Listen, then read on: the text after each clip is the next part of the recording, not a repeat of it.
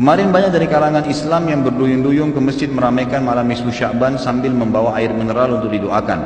Ada yang baca surah Yasin 3 kali berjamaah dengan diniatkan untuk panjang umur, memperoleh rezeki dan mendapatkan husnul khatimah. Dan juga dilanjutkan dengan sholat sunnah.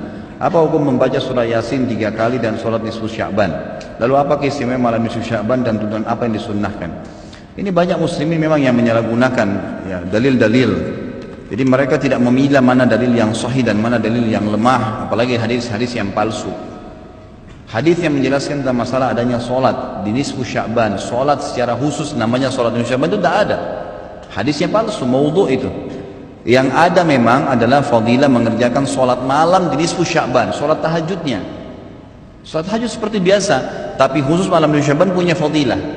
Karena disebutkan dalam sebuah riwayat yang sahih bahwasanya Aisyah radhiyallahu anha pernah mendapatkan giliran nginapnya Nabi SAW di rumahnya. Terbangun tengah malam, dia melihat Nabi SAW tidak ada di sebelahnya.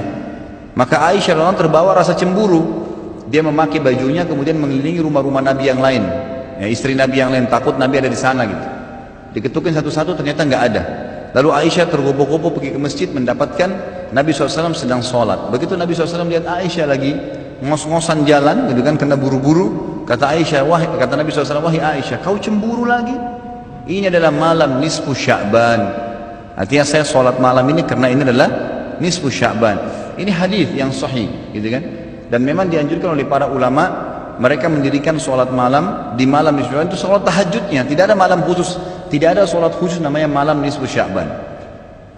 Di siang harinya dianjurkan seseorang berpuasa, karena Nabi SAW memperbanyak puasa. Terlebih lagi nisfu Sya'ban itu ya kenanya malamnya itu berarti puasa tanggal 14. Kalaupun nisfu Sya'bannya malam hari ke-15, dan kita tahu ada puasa Iyamul Bid, ada 13, 14 dan 15. Itu kita anjurkan puasa 3 hari kan gitu.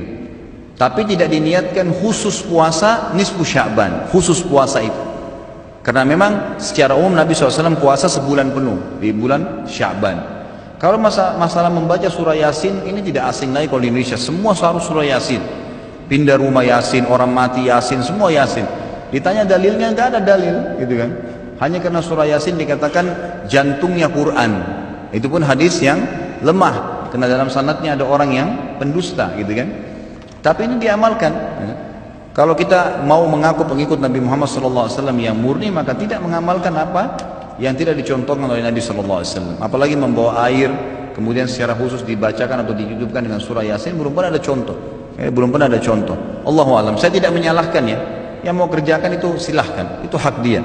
Tapi saya pribadi menyarankan, apalagi jemaah yang ikut dengan pengajian saya atau yang mendengarkan ceramah kita, murnikan ibadah kembali kepada Nabi SAW. Nabi SAW tidak menghembuskan nafas terakhir kecuali sudah mengajarkan semua yang kita butuhkan. Jadi tidak perlu ditambah. Kalau kita tambah seperti kita sedang mengatakan, maaf Rasulullah, saya lebih faham daripada anda. Nabi nggak pernah baca Yasin 3 kali di malam nisfu Sya'ban, nggak apa-apa kan, bagus. Loh, Nabi mu nggak pernah lakukan.